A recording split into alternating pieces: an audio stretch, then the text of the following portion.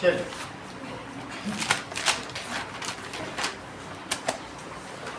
So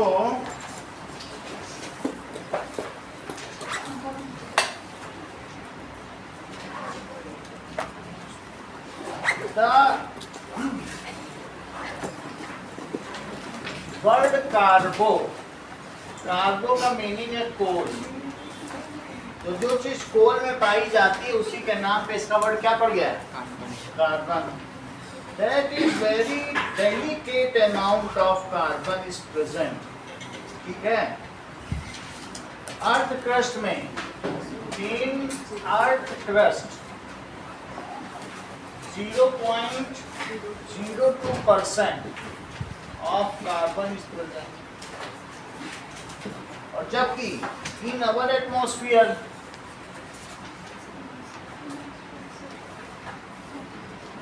0.03% CO2 is present।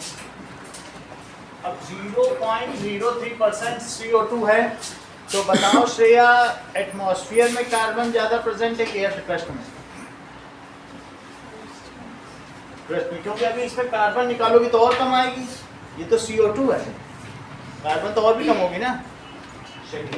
However, this delicate amount of percentage of carbon sustains life। यही carbon हम लोग की body में इतना कम है, लेकिन यही जीवन का आधार। ठीक है कि नहीं? और ये it is very delicate balancing. Even there is carbon cycle running through in various biogeochemical levels। यानी आप देखो CO2 प्लांट्स ले रहे हैं, एमिशन CO2 का हो रहा है, तो कार्बन साइकिल एटमॉस्फेयर में यही बैलेंस ही डिस्टर्ब होता है, तभी पॉल्यूशन होता है। ठीक है, so there is carbon cycle running, किसमें रन करता है? In biogeochemical cycles. Biogeochemical cycles में होता है। ऑल लिविंग CO2 प्लांट्स क्या करते हैं बताओ?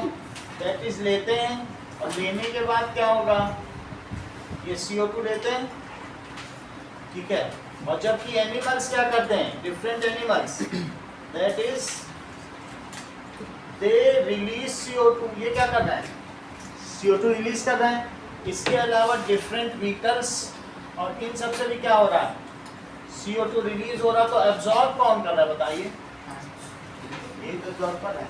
इसके अलावा various motor vehicles running, they also क्या कर रहे हैं? CO2 निकाल रहे हैं। CO2 is also water soluble। CO2 क्या है? वाटर soluble है। और वाटर soluble होने की वजह से क्या होता है? Whatever different algae are produced on water, they take CO2। सही? वहाँ पर भी जो aquatic lives हैं, different fishes, they emit CO2। So this delicate balancing of CO2, ठीक है, यही बताता है कि हमारा नेचर पल्यूट हो रहा है या ठीक हो रहा है, जो अर्थ का हम कहते हैं। तो ये इस परसेंटेज को मेंटेन करने के लिए सारा प्रयास है। जितने अर्थ सबमिट होते हैं वो इसी के लिए। अब देखिए, all living things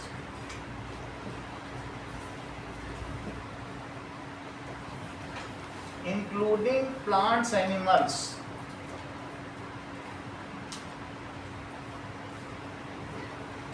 are made up of carbon based compound।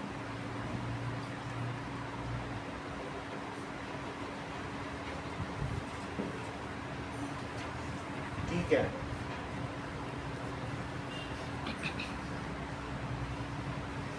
which are also, उनको कार्बन बेस्ड कंपाउंड्स को कहते हैं। Chemistry can broadly be subdivided into two categories. One is organic compounds and other is inorganic compounds। So chemistry can broadly be classified as organic and inorganic compounds.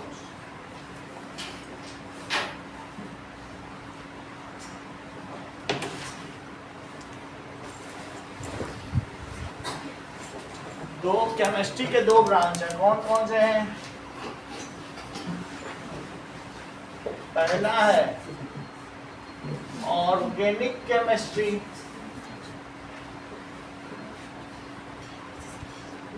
और दूसरा क्या है? Inorganic chemistry.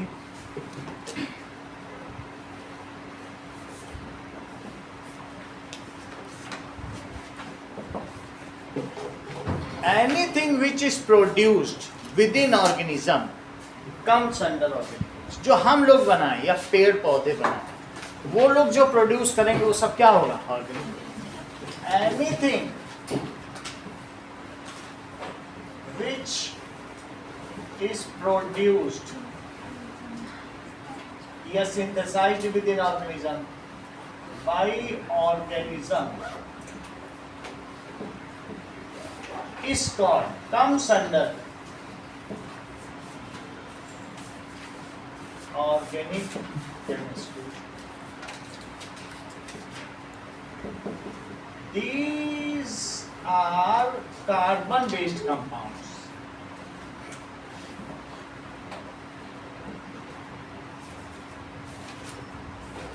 ये क्या कहलाएंगे? कार्बन बेस्ड कंपाउंड कहेंगे। Anything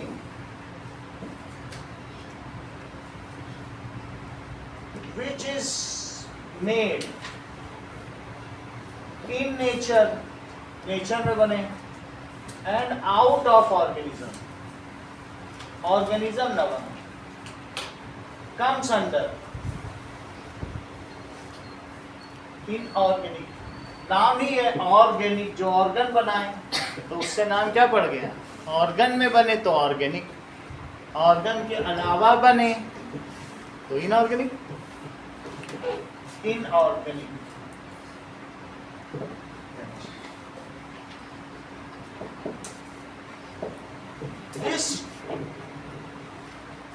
इसमें कौन कौन सी चीजें आ सकती हैं? जैसे मीथेन आ जाए, ऐसी चीज आ जाएगी, ठीक है। एसिटिक एसिड भी आ जाएगा, CH3COOH भी आ जाएगा, एल्कोहल भी आ जाएगा। तो क्या ये सभी कार्बन बेस्ड कंपाउंड है? क्या इनमें कार्बन है? अच्छा, इसमें कौन कौन से आएगा? दैट इज जैसे NH3 आ जाएगा, NaCl आ जाएगा। क्या ये बिना कार्बन के? ऐसे बहुत सारे उसमें और कुछ भी आ सकता है, जैसे NO2 भी आ सकता है। अच्छा, इसमें कुछ कार्बन वाले भी आ सकते हैं, ये जरूरी नहीं है। ये इसमें तो सब एसेंशियली कार्बन ही होंगे। These are carbon based compound. 4-5 इसमें कार्बन वाले भी हैं। कौन कौन से? CO2 तो ऐसे ही एटमॉस्फेयर प्रेजेंट है, वो हम लोग थोड़ी ना बना रहे हैं, हम तो उससे ले रहे हैं, कुछ ले रहे हैं, कुछ दे रहे हैं। और क्या आ जाएगा बोलो? Na2CO3। क्यों? क्योंकि वो तो हम जमीन से निकालते हैं। NaCl से बनता है कि नहीं, क्लोरल्कली प्रोसेस से। तो और क्या हो सकता है? NaHCO3। यही 3 इसमें आएंगे। समझ में आ गई?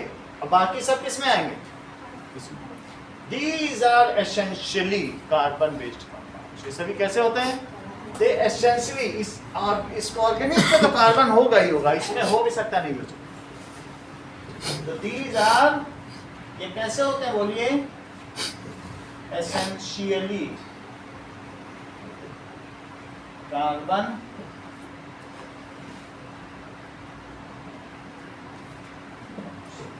अब देखो now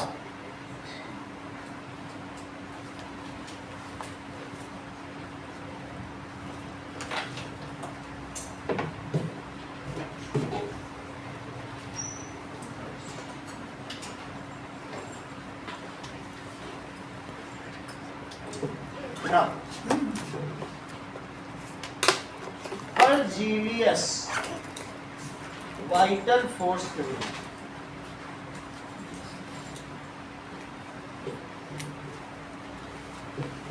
ये जो क्लासिफिकेशन किया गया है ये बर्जीलियस के द्वारा किया गया है, और क्लास 9 में तुमने पढ़ लिया है कि बाइनरी और मोनो नॉमेनक्लेचर सिस्टम सब बाई बर्जीलियस। क्लास 9 में तुमने पढ़ा है कि ना, एन वर्ड किसने दिया? बर्जीलियस ने। एमजी किसने दिया? ये सब वर्ड किसने दिया? और जबकि ये वर्ड किसने दिया? किसे काला कर दो, ऑक्सीजन को ये कर दो और एच को डॉट कर दो, ये डाल्टन ने दिया। दो ही तरीके के नॉमेनक्लेचर दिए गए हैं, एक बर्जीलियस का दिया हुआ है, बर्जीलियस ने सिंबल दिया N A symbol, H symbol, ठीक है, रोमन लेटर, और जबकि डाल्टन ने सर्कल के अंदर बना बना दिए थे। तो बर्जीलियस ने एक काम किया, सबको सिंबल दिए, और दूसरा काम क्या दिया?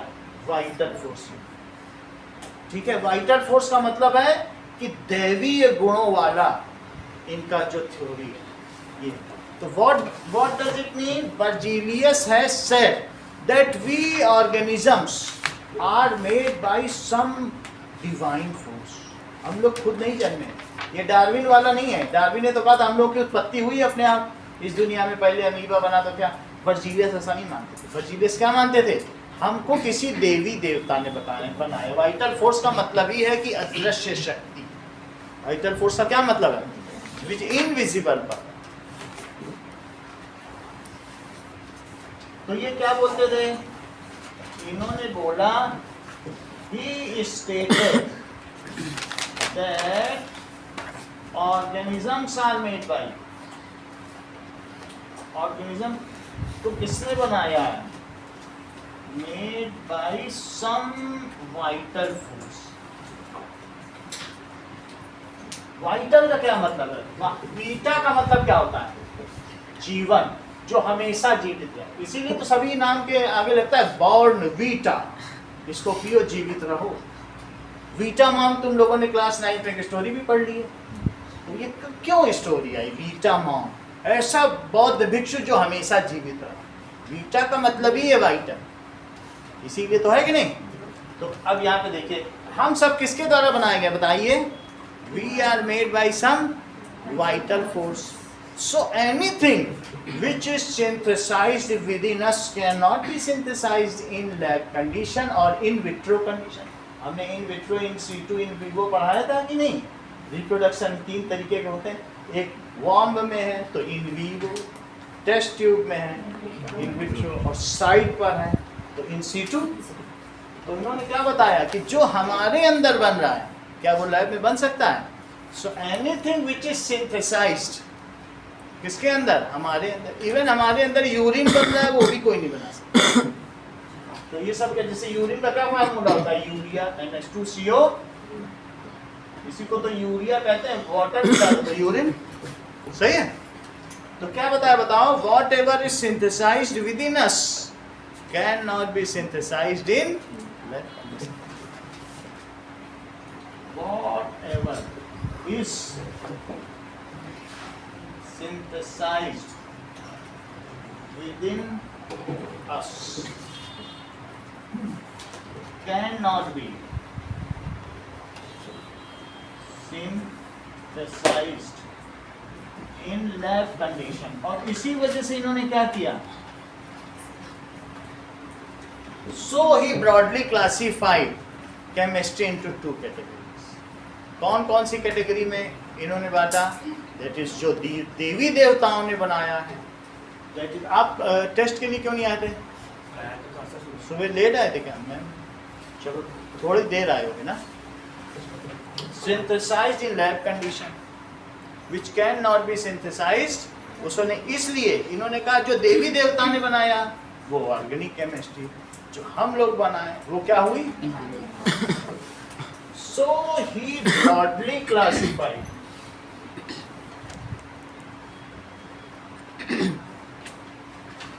chemistry into 2 branches।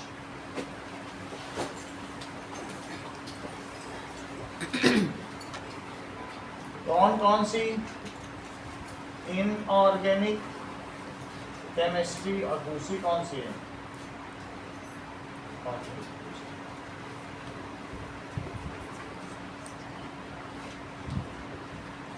इतनी बात तुमको समझ में आ गई कि एक ऑर्गेनिक हुई और दूसरी कौन सी हुई? Inorganic chemistry.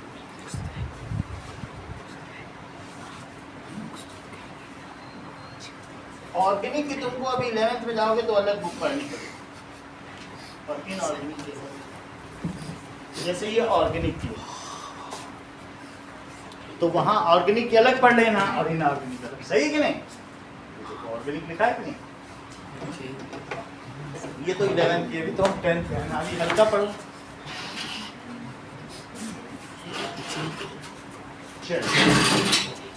इतनी बात आपको पता चली, लेकिन क्या आपको ये बात मालूम है होलर ने क्या किया? होलर तुम्हारी बुक में लिखा ही हुआ है, लास्ट लाइन पहले में।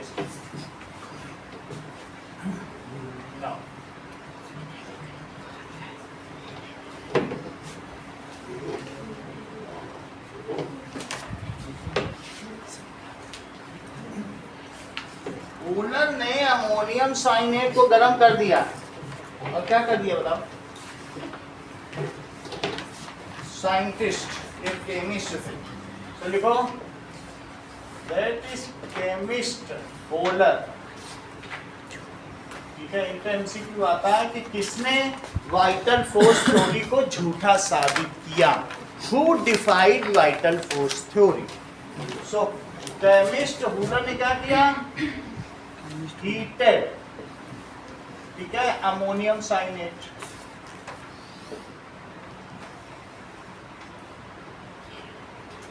इन लैब एंड प्रिपेयर्ड यूरिया। और क्या प्रिपेयर्ड कर दिया? यूरिया। जैसे NH4CNO, इसको क्या कहते हैं? Ammonium cyanate. किसका नाम है? Ammonium cyanate. इसको हीट करो जरा, देखो तो NH2CO, NH2 से क्या कहेंगे? गरम करते ही वही चीज बन गई जो यूरिन में होती है। तो उन्होंने कहा देखो होलर, मैंने टेस्ट ट्यूब में गॉड को उतार दिया, तुम्हारे गॉड कहाँ गए? बन गई urea. And this was her statement, उनका ही स्टेटमेंट था जो न्यूज़पेपर में पब्लिश हो गया, और फिर उसके बाद न्यूयॉर्क टाइम में पब्लिश हो गया, और फिर उसके बाद क्या हुआ? It has now the vital force theory collapsed, पूरी तरीके से ढह गई ना। तो क्या कहा जा सकता है? नाउ वाइटल फोर्स थ्योरी क्या हुई कि कोई किसी ने नहीं बनाया, सब लैब कंडीशन में बन रहा। Theory was collapsed. किसने डिफाइड किया इनको? होलर डिफाइड। डिफाइड का मतलब होता है झूठा साबित करना, तो ये वर्ड भी आ सकता है, डिफाइड दिस थ्योरी।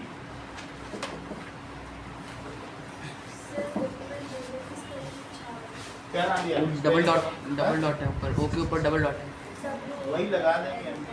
कहाँ लिखा है? मतलब पेज नंबर 63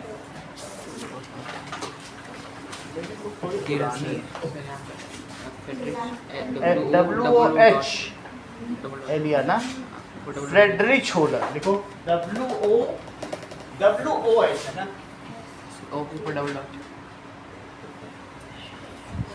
तो ये अगले पेज पे मिलेगा।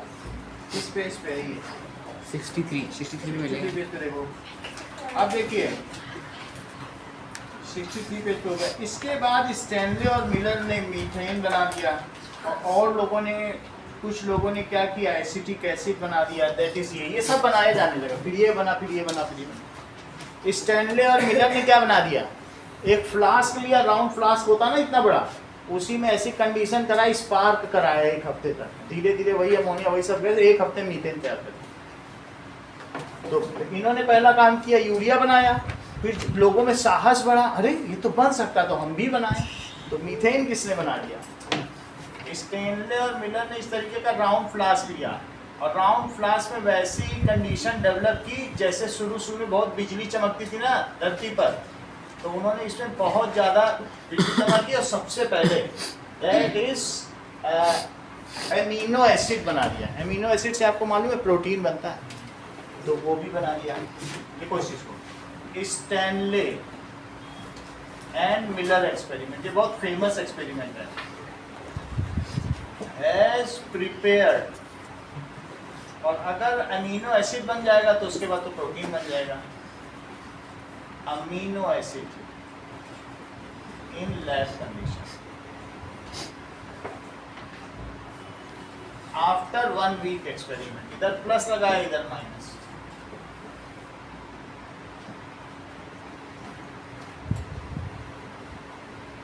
और कुछ उन्होंने नहीं नॉर्मल या CO2 लिया था, CO2 लिया और क्या क्या लिया, H2 लिया और मीथेन, तीन गैस को लिया. और उस समय नाइट्रोजन का क्या रहा होगा, NO2. यही उस समय एटमॉस्फेयर में गैस उन्हीं से ही बना रहा. और क्या बनाया बताओ, एमिनो एसिड क्या होता है, दैट इज C, एक तरफ COOH और एक तरफ NH2 और एक तरफ H और एक तरफ C, ये बनाना. अमोनिया और ये एसिटिक एसिड, तो ये एमिनो एसिड है. इसकी बहुत मात्रा बन जाए तो प्रोटीन, तो ये क्या बना डाला इन्होंने. Later on acetic acid is also found by some, वो आप नेट में देख लेना, लेकिन किसी ने बनाया. सो लेटर ऑन, उसमें लिखा भी होगा तो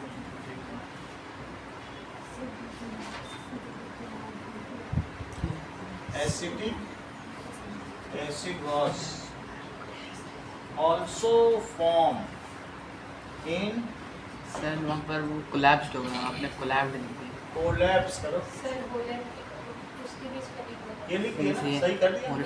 नीचे और भी कुछ कोलैप्स क्या? के आगे सर कोलैप्स. सर वो कोलैप्स के बगल में अपने हॉरर की स्पेलिंग गलत. इसको ठीक करो. चलो, लैब कंडीशन. अगली बात देखिए, तो अभी आपके मन में ये हो रहा होगा, जब उनकी चीज ही डिफाई हो गई तो क्यों नहीं, अब ये तो 200 साल पुरानी बात है, फिर से मर्ज कर देना चाहिए. अलग से क्यों ये टंडन साहब की इतनी मोटी बुक दे दी, ये दिमाग में तो आ ही रहा होगा. फिर ऐसा क्यों किया गया, इसके पीछे बड़ी लंबी कहानी वो होती कि फिर भी अलग क्यों रखा गया. सही है. चलो,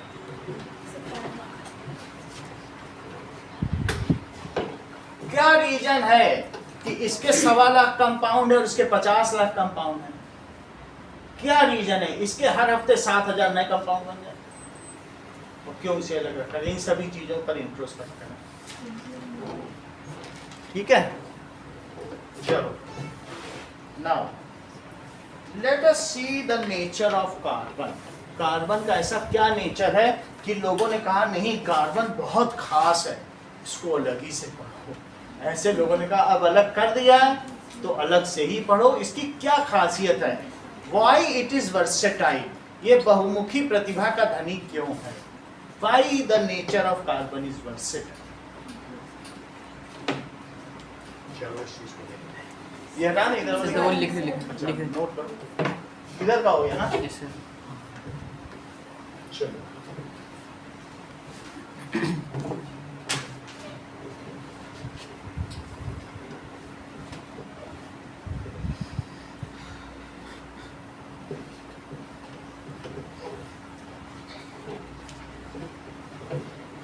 now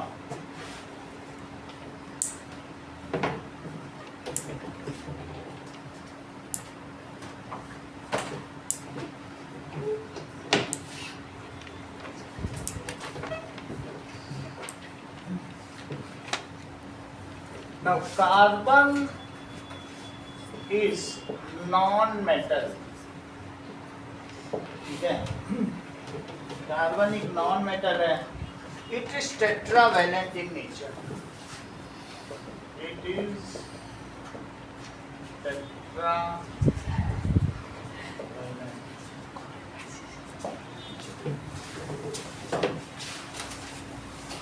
टेट्रावैलेंट का क्या मतलब है कि इसकी वैलेंसी 4 है.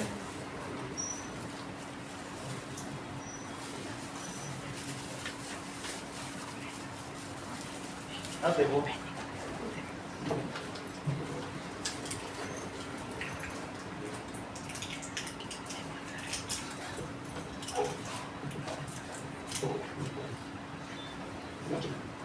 This is 2,4. इसका इलेक्ट्रॉनिक कॉन्फ़िगरेशन क्या है?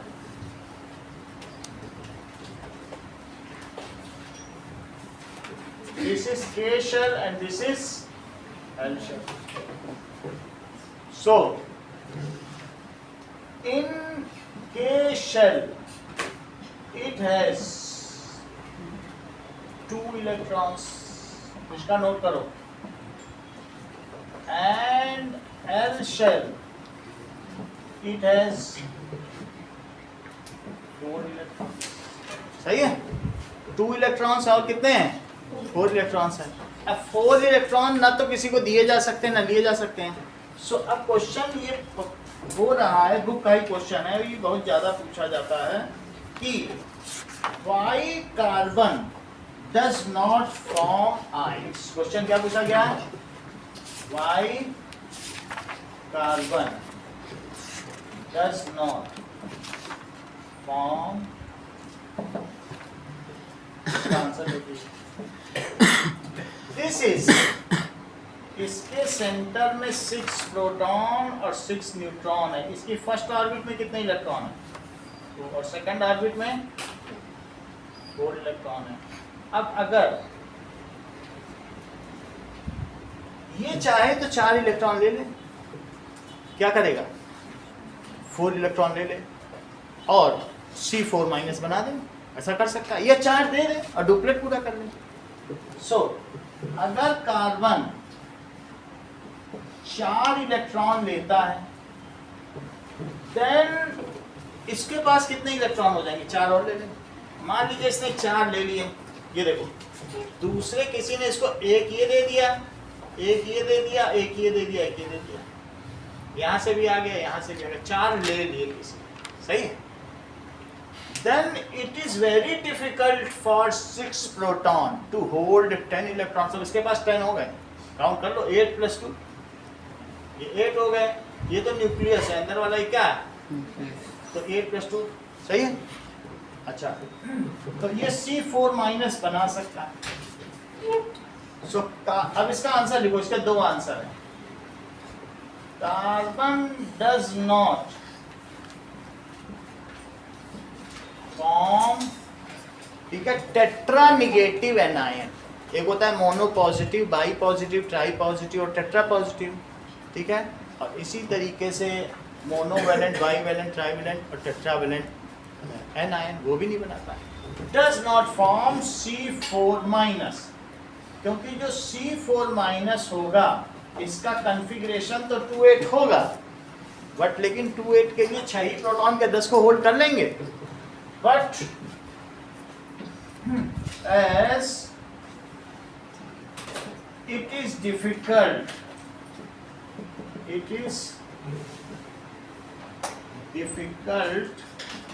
for 6 proton to hold 10 electron in its orbit. Hold नहीं कर पाएंगे. And there will be much repulsive force. और उनके बीच में क्या होगा? सब रिपल्सिव होगा, सब भाग जाएंगे. And there will be much repulsive force among electron. इसलिए ये एनायन तो नहीं बना सकता, किसी से लेता नहीं चाहे. ठीक है? अब क्या होगा? दूसरा है carbon does not form tetravalent cation. ये तो टेट्रावैलेंट एनायन है. 4 ले नहीं सकता, लेकिन 4 दे भी नहीं सकता. अगर ये 4 दूसरे को दे दे तो मोनिका क्या ये तब भी ये ऑक्टेट बना सकता है. फिर अगर 4 दूसरे को दे दे तो क्या बनाए? डुप्लेट. क्या बनाएगा? डुप्लेट. 4 दे दे, कह दे भाई हम अब दूसरे को दे दे, तो अब इसके पास क्या क्या बचेगा? 6 प्रोटॉन बचेगा. और क्या बचेगा? और क्या बचेगा? सिर्फ बोलो 2 इलेक्ट्रॉन. इसने अपने जो आउटर मोस्ट के 4 इलेक्ट्रॉन थे सब दे दिए. एक यहाँ था, वो भी देखो गायब हो गया. मैं इसके अंदर कुछ बना नहीं रहा. ये इसकी खाली जगह. 4 थे लेकिन अब तो सब चलेंगे. ठीक है? अब जरा देखो, मान लीजिए कि अगर C एक इलेक्ट्रॉन दे तो श्रेया क्या ये बनाए, एक इलेक्ट्रॉन यहाँ पहले 4 रखो, पहले क्या करो इसके अंदर, जैसे ही तुम ये इलेक्ट्रॉन बाहर निकालोगे तो क्या होगा बता, ये निकाल दिया, अब ये पॉजिटिव चार्ज हो जाएगा, इस पे क्या चार्ज आ जाएगा। अब जब तुम इसको खींचोगे तो क्या तुमको एनर्जी लगेगी, क्योंकि इनके बीच अट्रैक्शन है। जानते हो कितनी एनर्जी लगेगी, दैट इज 700 किलो जूल। कितनी एनर्जी लगेगी, एक इलेक्ट्रॉन निकालने में ही कितनी एनर्जी लग जाएगी, 700। तो इतनी एनर्जी देनी पड़ेगी तब एक निकलेगा। अच्छा एक निकल गया, एक और निकालो जरा। अगर तुमने 2 निकाल दिए तो बोलो एक चला गया, उसको बाहर फेंक के आ गया। अब दूसरा निकालोगे तो 2 प्लस चार्ज। क्या 2 प्लस चार्ज के अगेंस्ट में अब मजाक काम होगा कि आसानी से ले लोगे, अब और मुश्किल हो गया। 2 पॉजिटिव है उसके पास।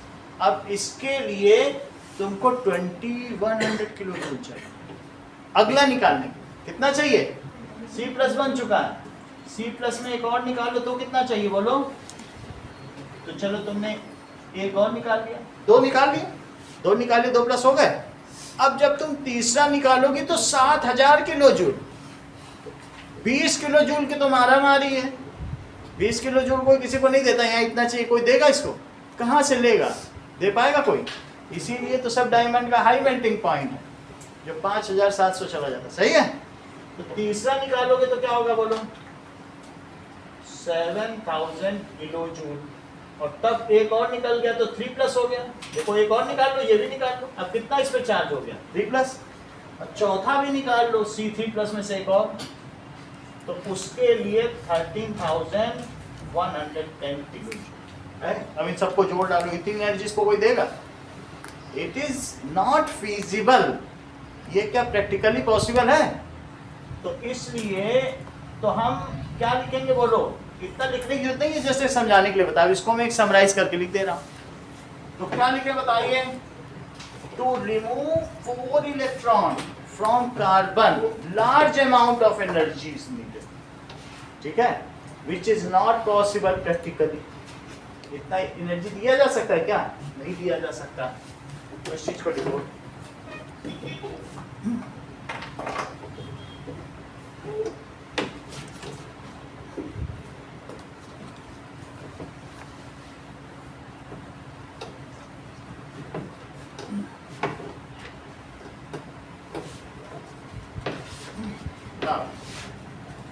C में से C4++ 4 इलेक्ट्रॉन, तो इसको क्या देना पड़ेगा, large amount of energy is needed, तभी हो सकता है। चलिए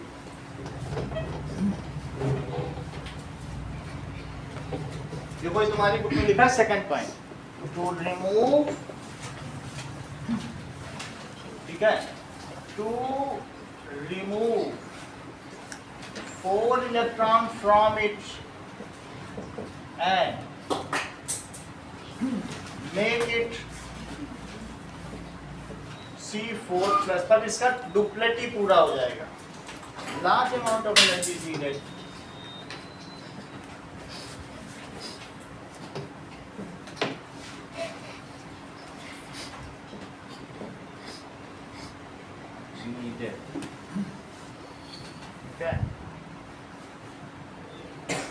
Which is not feasible, जो feasible नहीं।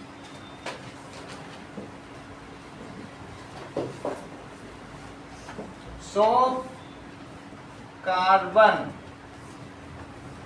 neither completes its octet by accepting 4 electrons, ठीक है ना, तो ये अपना ऑक्टेट पूरा करता है by accepting 4 electron, nor it completes its duplet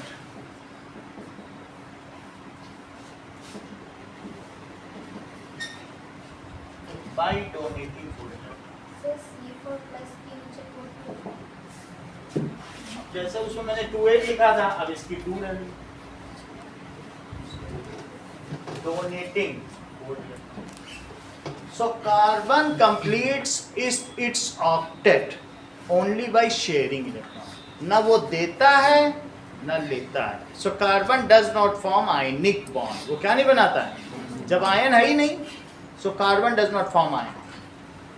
Now carbon completes its octet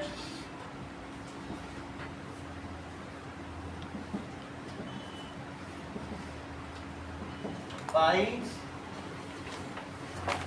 sharing. अब ये शेयरिंग इलेक्ट्रॉन की नई डेफिनेशन आ गई. अभी तक तो हम लोगों ने केमिकल बॉन्ड में सिर्फ एक ही चीज देखी थी, केमिकल बॉन्ड आयनिक होते हैं. ऐसा मेटल कंपाउंड्स में देखा था कि नहीं? NaCl, MgCl2 और क्या क्या बना दिया था, CaF2 बना दिए थे. तो वहाँ हम लोगों ने पूरी आयनिक थ्योरी ही देख ली थी, ionic bond theory.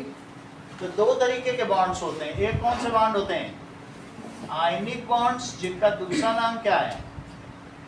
Electro valent bond. और दूसरा क्या है बोलो? Covalent bond. कोवैलेंट बॉन्ड क्या होता है? आयनिक बॉन्ड तो हम लोग पढ़ चुके हैं. That is bond formed between metals and non metals और बिटवीन आयंस. ठीक है, anions and cations. It is the bond formed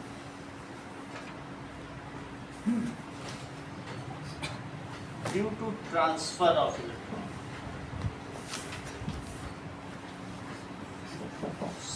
Such bonds are formed between metals and non-metals. Metals form cation, metal cation बनाते हैं, and by donating electron. and non-metal क्या करते हैं? non-metal form anion by accepting electron, and later they are bonded by electrostatic force of attraction. Later these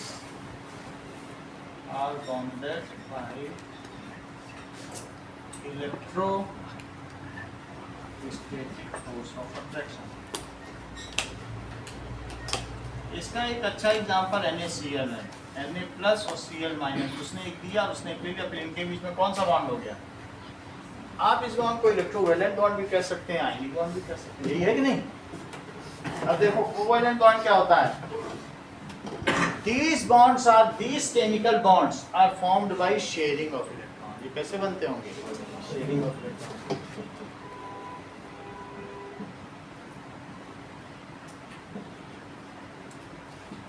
Are formed by sharing of electron. Such bonds are made by non-metals भी बना सकते हैं और metalloids. जैसे silicon ये से ही bond बनाते हैं, मेटलॉइड्स भी बनाते हैं. Such bonds are made by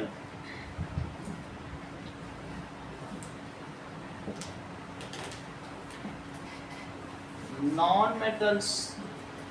non-metals बहुत सारे हैं और मेटलॉइड भी ऐसा करते हैं. अब देखो ये तीन तरीके के होते हैं. एक सिंगल कोवेलेंट बॉन्ड, एक डबल कोवेलेंट बॉन्ड और एक ट्रिपल कोवेलेंट बॉन्ड. तो single covalent bond, double covalent bond और ट्रिपल कोवेलेंट. अब देखिए, जो बॉन्ड शेयरिंग से बने उनको कोवेलेंट बॉन्ड कहेंगे ना.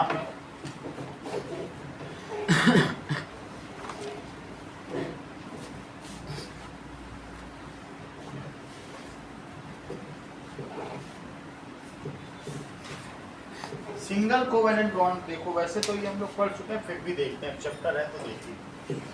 Single covalent bond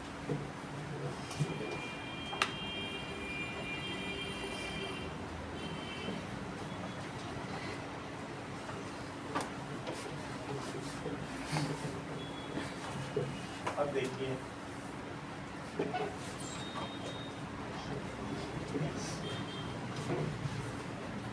if each combining atom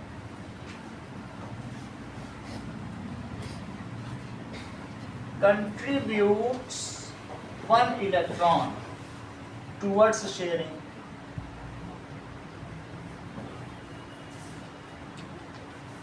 then such covalent bond is called single bond. इसे एकल बंध कहा जाता है, एकल सह संयोजक बंध। वो विद्युत संयोजक है, ये सह संयोजक। What does it mean? जैसे कि H के पास एक इलेक्ट्रॉन है और दूसरे H के पास एक इलेक्ट्रॉन है। इस तरीके के नोटेशन को लुईस इलेक्ट्रॉन डॉट स्ट्रक्चर कहते हैं, जैसा आपने पिछले चैप्टर में पढ़ लिया है, जो सिर्फ वैलेंस इलेक्ट्रॉन ही दिखाए जाते हैं। सही। तो अब ये लोग क्या करेंगे, इन दोनों में शेयरिंग होगी तो क्या होगा, ये इसके इलेक्ट्रॉन को अपना कह देगा कि ये दोनों मेरे हुए, तो ये भी क्या कह देगा, इसको अपना कह देगा। तो एक एटम और जो आउटर मोस्ट इलेक्ट्रॉन, तो इसका डुप्लीकेट हो गया। एक एटम, इसके भी दो होंगे भाई, आप एक हमारा अपना मानोगे तो हम भी आपका एक मानेंगे। तो इसको क्या कहेंगे, इसको रिप्रेजेंट करेंगे सिंगल बॉन्ड, दोनों ने एक बॉन्ड बनाया, इसे सिंगल बॉन्ड कहेंगे। कुछ लोग ऐसा भी कहते हैं, ऐसे न कहेंगे कि भाई दोनों ने अपने अपने इलेक्ट्रॉन बीच में रख दिए, अब बीच में रख दिया, ये भी चलन है। तो ऐसे में ये दोनों अपना मानेगा और ये भी बीच की दोनों चीज ये भी अपनी मान लेगा, और इस बॉन्ड को फिर ये कर दो, ये कर, तीनों एक ही चीज है। तो ये H2 मॉलिक्यूल पर आएगा तो इस तरीके से करना है, ठीक है। दैट इज, अब और देख लीजिए HCl में कैसा होगा। ये भी दोनों नॉन मेटल हैं, मेटल का यहाँ कोई काम नहीं इस चैप्टर में, ये सब नॉन मेटल का ही चैप्टर है। सही है। तो HCl ये सब नॉन मेटल, जो लेने वाले हैं वो शेयरिंग ही कर सकते हैं, वो भला किसी को क्या देंगे। तो H और Cl कैसे करेंगे बोलो। H के पास एक इलेक्ट्रॉन और Cl के पास कितना होगा, 2, 8 और 7। तो इनका लुईस डॉट स्ट्रक्चर बनाओ और Cl का भी बनाओ। बुक में ऐसा भी किया गया है, क्रॉस से भी दिखाया गया है, एक को डॉट से तो दूसरे को क्रॉस से। आप चाहें तो ऐसे, वैसे तो उन्होंने सबको ही क्रॉस दिखाया, कहीं 4.5 फिगर में डॉट क्रॉस लगा, कहीं डॉट से दिखाया, कहीं क्रॉस से, दोनों तरीके का नोटेशन, उससे कोई ज़्यादा इशू नहीं है, सब डॉट ही है। लुईस ने तो सब डॉट ही बताया है। देखो अब इसको कैसे किया जाए, H ने इसके साथ, ये दोनों ने एक एक जो लिए, जो शेयरिंग किए जाएंगे सिर्फ वही आमने सामने रखे जाएंगे और बाकी पीछे कर लिए क्लोरीन। मैं वही टिफिन रखूंगा जो कम्युनिटी लंच में तुम्हारे साथ में शेयर करूंगा, बाकी पीछे। सही कि नहीं। तो इसने एक इसके सामने रखा, इसने भी एक रखा, जितने की कमी होगी उतना ही सामने रखो, उतने तुमको मिल जाएंगे। 2 की कमी तो 2 टिफिन सामने रखो, सामने वाला भी 2 रख देगा, फिर घेर दो सब, जितने की कमी उतना सामने रखो। तो H ने एक इसको दिया तो Cl ने कहा भाई तुमने हमारा एक लिया, अब हम भी तुम्हारे टिफिन से एक ले लेंगे। So 1 electron is shared by each, तो कैसा हो जाएगा HCl। इसको क्या कहेंगे, that is HCl single bond. इसका नाम क्या होगा, HCl सिंगल बॉन्ड। अच्छा इसका क्या नाम होगा, HH सिंगल बॉन्ड। नाम क्या है, HH।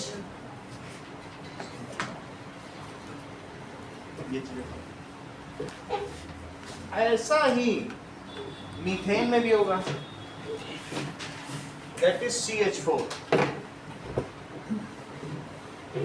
अब देखिए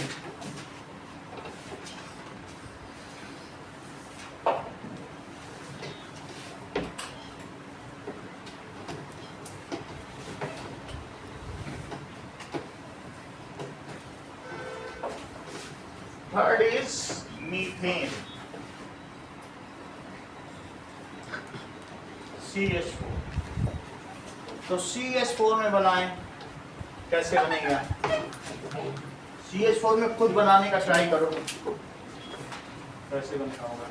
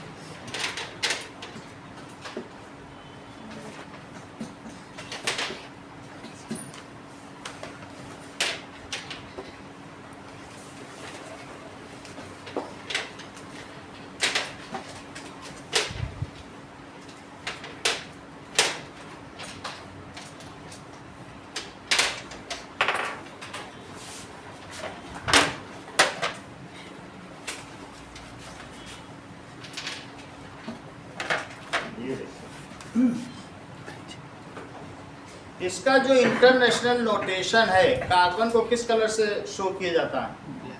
ब्लैक कलर से। और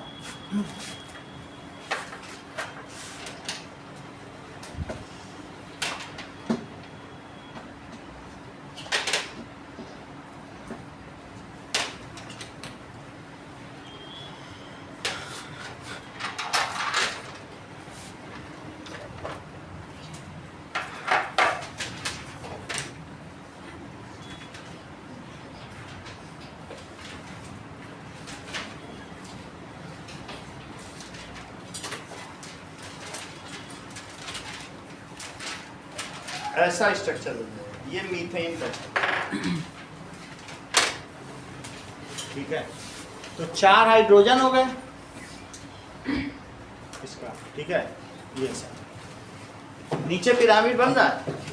तो अब हम इसको देखेंगे, इसका क्या नाम है, ट्राइगोनल पिरामिडल, अभी हम बताएंगे। बस इस तरीके का इसका क्या स्ट्रक्चर है, दैट इज ये मीथेन का स्ट्रक्चर हो गया, 4 हाइड्रोजन हो गए। अब देखो,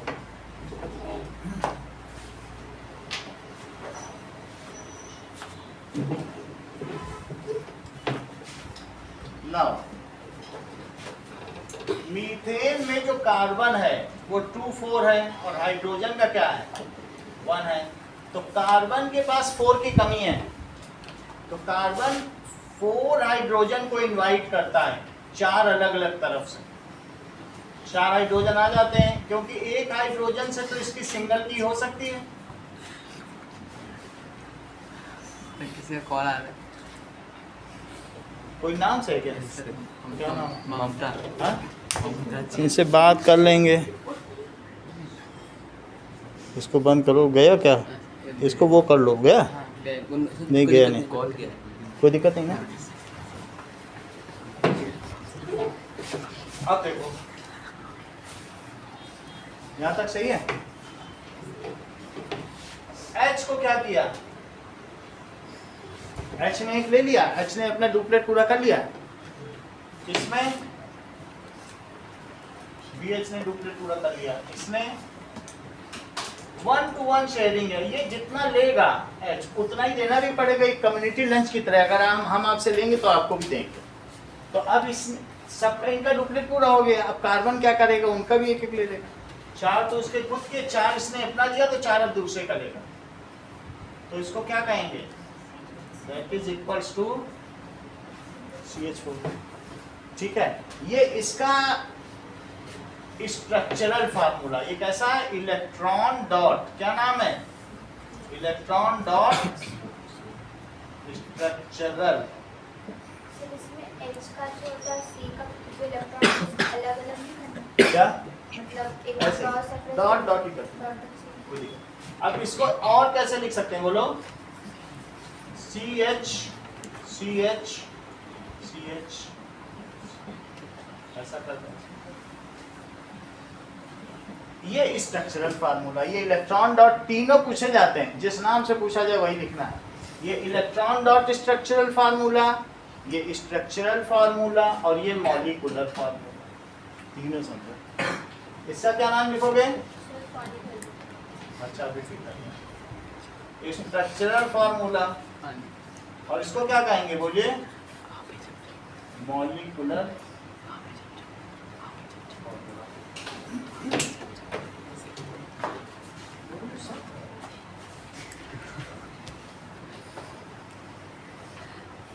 इसका उसमें डाल दो।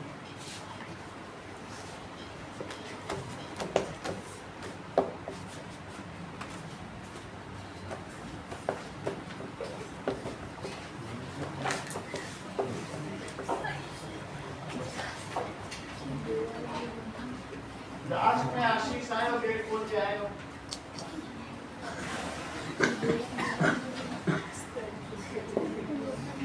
हमारे घर में एसी चलता है, ऐसे गेट खोल देते हो, उसका तो कंप्रेसर तुरंत ही उड़ जाएगा। एक ही 2 दिन में गड़बड़ होता है, कोई एक गड़बड़ करता है, फिर अगले ही दिन हमको 3000 का बोलेंगे।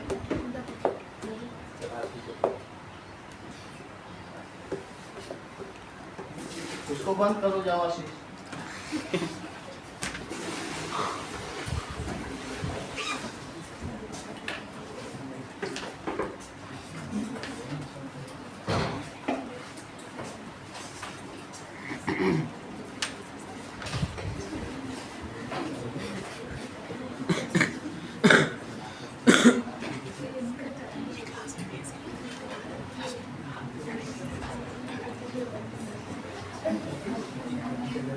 कंप्रेसर का क्या ना 1 घंटे चलेगा, उसको 20 मिनट आराम चाहिए।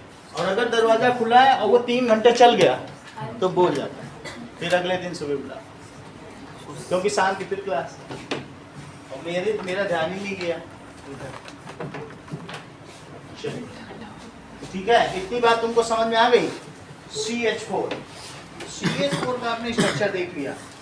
अब जरा देखो, ऐसा ही स्ट्रक्चर है, ये तो मीथेन का हो गया। जब सब्जी सड़ती है तो यह दलदल जहाँ पर होता है वहाँ पे ये गैस निकलती है। सब्जी मंडी में जहाँ सब्जियाँ सड़ती है ना, वहाँ पे गैस निकलती है, और अमेजोन के जंगलों में भी निकलती है, दलदल में। दलदल को मार्श कहते हैं। क्या कहते हैं? और इस वजह से इस गैस को कहते हैं मार्श गैस। इसका क्या नाम है? मार्श यानी दलदल। अगर इसमें सिर्फ माचिस ऐसे लगा के फेंक दो, आग लग जाएगी, क्योंकि ये फ्यूल है, इसी का नाम CNG है। यही कंप्रेस्ड नेचुरल गैस है जिससे ऑटो चलते हैं। इसका दूसरा क्या नाम है? CNG। जब बोरिंग से निकाला जाता है तो CNG, और चूंकि वहां पर भी है तो मास गैस, सब इसी के नाम। सही है? It is a good fuel and ideal fuel. इसका दूसरा क्या नाम है? गुड फ्यूल एंड नाउ एक और भी इस तरीके का है, इसके बारे में मोर नहीं बताएंगे, लेकिन अभी नाम आप समझ लो, इथेन। इसका दूसरा नाम क्या है? इथेन का स्ट्रक्चर। सर इसी का टेम्परेचर ठीक है, इथेन का देखो,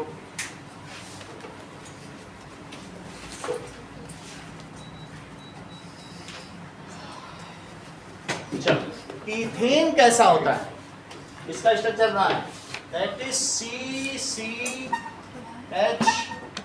H।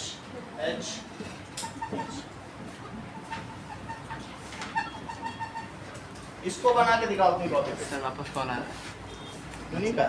है। इसका कल से कर देंगे। ममता जी अजी इनकम टैक्स रिटर्न भरना है क्या? डेट तो नहीं पड़ेगी, बाद में करेंगे, अभी कुछ नहीं कर सकते।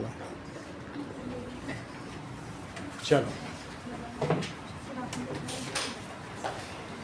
सही है, कितनी बात हुई? पूछना चाहिए क्या? चलो पूछ